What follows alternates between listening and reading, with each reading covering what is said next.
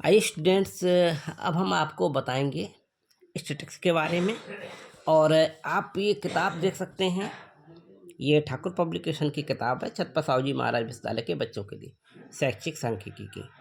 ये पेपर 2 है, 5th semester के बच्चों के लिए, एजुकेशनल स्टैटिस्टिक्स शैक्षिक सांख्यिकी। और इसमें सांख्यिकी है तो आपके लिए समस्या आएगी कि आप लोग आर्ट साइड के बच्चे हो तो कैसे मैथमेटिक्स पढ़ोगे। तो मैं आपको बहुत कोशिश करके छोटे छोटे से वीडियो दूंगा मैं, इनको आप देखना तो बहुत आसानी से कुछ सवालों को समझ सकेंगे। और जैसे सबसे पहले मैं आपको बताऊंगा आंकड़ों के बारे में कि एक आंकड़ों की सहायता से हम क्या चीज़ बना सकते हैं। तो सबसे पहले हम बहुत एक सिंपल सी चीज़ बना करके दिखाएंगे। मैं हूं डॉक्टर त्रिपाठी सर के नाम से यूट्यूब चैनल पर, और चैनल जिन्होंने सब्सक्राइब न किया वो सब्सक्राइब कर लें। और यहाँ पे प्रश्न होगा कि निम्नलिखित आंकड़ों की सहायता से निम्नलिखित आंकड़ों की सहायता से आंकड़ों की सहायता से एक हिस्टोग्राम बनाई, एक हिस्टोग्राम बनाना है हमको। तो ये समस्या आती है हिस्टोग्राम को कैसे बनाना होगा। तो हिस्टोग्राम के बारे में एक थोड़ी सी इसका बैकग्राउंड मैं आपको बता देता हूँ। इसकी 2 ही 3 बातें हैं। हिस्टोग्राम के अगर लिखने को आपको आ जाए हिस्टोग्राम क्या है बताइए, तो आप लिख सकते हो हिस्टोग्राम एक क्या है, दंड चार्ट है या आर। तो हल लिखेंगे, हिस्टोग्राम क्या है, हिस्टोग्राम क्या हो गया, एक दंड चार्ट हो गया, दंड चार्ट हो गया। इस बात को याद रखेंगे। या इसका हम दूसरा एक शब्द और कह सकते हैं, क्या कह सकते हैं, आरेख। आरेख इसकी सहायता से हम लोग विश्लेषण करते हैं, आंकड़ों की सहायता से समस्या का विश्लेषण करते हैं। तो अब आप देख सकते हैं इस प्रकार इसमें ग्राफ में क्या होता है। दूसरी चीज़ क्या होती है, दूसरी चीज़ होती है अक्ष होते हैं। दूसरी बात क्या होती है, ये तो पहली बात हो गई आपके सामने। दूसरी बात आप कह सकते हो अक्ष। इसमें जो क्षैतिज रेखा है, क्षैतिज रेखा क्या होती है, ऐसी सीधी सी पड़ी रहती है, ठीक है। इसे हम लोग कहते हैं एक्स एक्सिस। और दूसरा अक्ष होता है लंबवत, यानी ऊपर से आता हुआ ये वाली खड़ी रेखा भी कह सकते हैं, इसे हम लोग कहते हैं वाई एक्सिस, ठीक है। अब आपके सामने सवाल क्या आता है समझना है। आपके सामने एक तरीके से ये बना होगा, और ये देखिए, ये मैंने एक आयत सा बनाया है, इसके अंदर 2 चीज़ें हैं, आप देख सकते हैं। इसे हमने 1 2 3 4, यहाँ पे आप देखें वर्ग अंतराल शब्द हम लिखेंगे, अंतराल, ये क्वेश्चन में आपको मिलेगा। और फिर हम लिखेंगे आवृत्ति,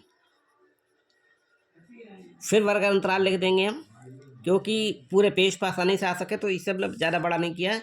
यहाँ पर हम अभी इसका डायग्राम बना के दिखाएंगे, ठीक है। अंतराल, फिर यह आवृत्ति आ जाती है आपके सामने।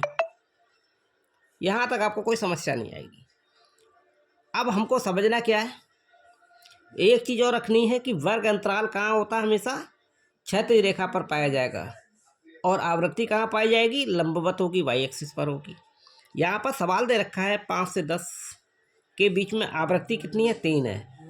10 से 15 के बीच में, यानी 5 का गैप आ रहा है, ध्यान रखना है हमको, बीच में 5। 15 से 20 यानी कि गिनती के बीच में अंतर कितना हो रहा है, 15 से 20 के बीच में, और 5 का अंतर है। लेकिन ये गिनतियाँ ऐसी जो हैं 9 बार आ रही हैं। 15 से 20 की गिनतियाँ, इसके अंदर 15 से 20 के बीच में कोई गिनतियाँ ऐसी हैं, चाहे वो 16 हो, 17 हो, 18 हो, ऐसी गिनतियाँ 9 बार रिपीट हुई हैं। इसका मतलब फ्रीक्वेंसी का मतलब ये होता है। और 20 से 25 के बीच की गिनती जो है 15 बार आई हैं, और 25 से 30 की गिनती इसमें 18 बार आई हैं।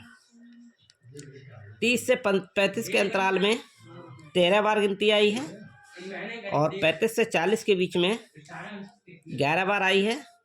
40 से 45 के बीच में गिनती 7 बार आई है। और 45 से 50 के बीच की गिनती 4 बार आई है। अब हमको इसका सॉल्यूशन कैसे करना है, ये चीज़ हमने अपने आप समझ रखी है। हिस्टोग्राम जो होता है एक डंड चार्ट होता है या आरेख कहते हैं। अक्ष जो होते हैं इसमें 2 होते हैं। 2 अक्ष क्षैतिज रेखा होगी एक्स एक्सिस, लंबत होगी वाई एक्सिस। अब हमको वही करना है कि ये लंबत एक रेखा सीधी सी खींच देंगे हम नीचे पूरी, और एक लाइन ये बना देंगे क्षैतिज। तो क्षैतिज रेखा और ये दोनों का पॉइंट है 0, और इसे हमने कह दिया एक्स एक्सिस, और खड़ी रेखा को वाई एक्सिस कह दिया। ठीक है, अब हमको देखना क्या है यहाँ पर, ये ऊपर को जाती हुई रेखा में हमने बताया क्या है यहाँ पर लंबवत वाले में क्या चीज़ होती है, हमारी आवृत्ति होती है, फ्रीक्वेंसी होती है। फ्रीक्वेंसी देखो कितनी हो रही है, 0 से लेकर के यानी कि 3 सबसे छोटी गिनती है, तो यानी कि हम 0 पे हैं, और सबसे बड़ी गिनती 18 है, तो यानी कि 20 तक का हम ग्राफ बना लें। यहाँ पर सबसे ऊंची गिनती 20 कर दी। तो इसको हम अगर ऐसा करते हैं, छोटे छोटे टुकड़ों में तोड़ देते हैं 2 के टेबल में। 2 एकम 2, 2 दूनी 4, 2 तीन 6, 2 चौको 8, 2 पंजे 10, 2 चिंग 12, 2 सत्ते 14, 2 अट्ठे 16, 2 निम 18, और 2 धाम 20। यहाँ से 18, ये हो गया हमारा। यहाँ पर वर्ग अंतराल हमारे 5 का अंतर दिखाई दे, 5 और 10 के बीच में 5, हर गिनती में देखें आप 5-5 का अंतर है। तो यहाँ पर हम 5 से 5, फिर 10, 15, 20, 25, 30। ये स्टैटिक्स बहुत ही आनंददायक चीज़ है। ये अगर इसको समझ लिया तो पूरे नंबर भी आप ले आओगे आसानी से। तो ये सबसे अच्छा आसान तरीका है। पहले ही वाले वर्ग अंतराल में 5 से 10 के बीच में बता रहे 3 आवृत्ति है, और यहाँ पर 3 गिनती आवृत्ति में यहाँ से चलेंगे हम 2, तो ये हो गई 2 और 4 के बीच में पॉइंट ये है हमारा। लेकिन इस पॉइंट को हम 5 वाले अंतराल पर देख रहे हैं, तो यहाँ 5 वाला अंतराल हमने केवल 3 पॉइंट इस लेवल तक उठाना है, केवल ये उठ गया हमारा। दूसरी गिनती हमारी 10 से 15 वाली है, ये 5 तक है। तो यहाँ पे हम देखें 4 के बाद क्या आ रहा 5, तो 5 10 से उठाया हमने 5 की गिनती तक, इन दोनों को तो इसे आपस में मिला देंगे हम। अब हम आते तीसरी गिनती 15 से 20 है, ये है 9, तो यहाँ पर 15 वाली गिनती से हमने, और ये 8 है, और एक दोनों के बीच में ये पॉइंट है। तो ऐसे देखना है हमको, इधर से उठना है उठते हुए, और इधर वाली गिनती 15 पे है, तो यहाँ पे आकर के रोक देना है अपने आप को। यानी कि हमने 9 हाइट तक उठना है, और ये लेट। अब ये देखिए हम इधर को 5 गिनती फिर बढ़ गए, 10 से 15 हो गए। यहाँ से 20 वाली गिनती कहाँ है, 20 से 25 15 है, और 15 यहाँ हमारी कहाँ आ रही है 14 और 16 के बीच में ये। तो इसे थोड़ा सा हम ऐसे बढ़ेंगे, और ये हमारी रेखा बढ़ती जाएगी 15 से 20 वाली। ये 20 वाली गिनती बढ़ी हमारी, कहाँ पर पहुँच रही है 20 वाली गिनती 15 पर, ये उठ गए हम यहाँ तक। इसे आपस 5 पॉइंट मिला दिया।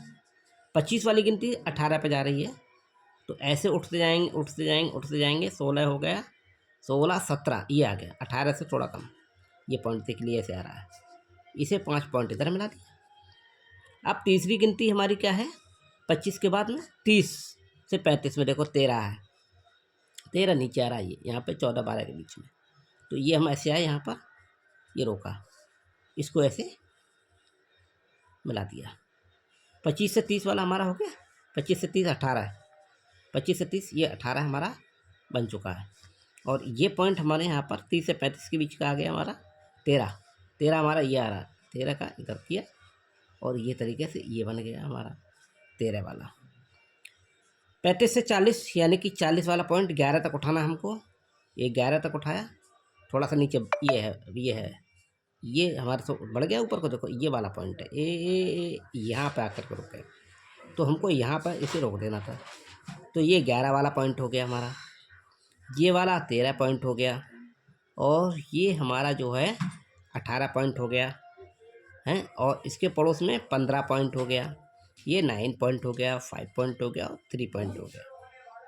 फिर 7, 11 के बाद 7 आता है हमारा, तो 40 से 45 के बीच में कितना, 40 से 45 क्या 7 है ये देखिए 7 कहाँ पर है, ये 6, और ये देखो ऐसे आया 7, ये आ गए हम 7। फिर आया 4, तो 2 दूनी 4, सीधे से उठ के आए हम, ये देखिए उठे 2 2 4, ये 4 हो गया। तो हमको केवल इतना ही करना है, हिस्टोग्राम का इस तरीके से हमको शो करना होगा और बहुत आसानी से हमारा ये हिस्टोग्राम तैयार हो जाएगा। तो इसे हम कह सकते हैं हिस्टोग्राम का निर्माण, हिस्टोग्राम का निर्माण। तो स्टूडेंट्स को ये सवाल कितना आसान लगा तो कमेंट बॉक्स में मुझे बताएंगे। बहुत आसान सा तरीका है और बहुत आसान क्वेश्चन था। बने रहें डॉक्टर त्रिपाठी सर के साथ। Good luck. ये था आपका क्वेश्चन और इसे मैंने आपके सामने एक्सप्लेन कर दिया। तो ऐसे ही और क्वेश्चन के आंसर मिलते रहेंगे।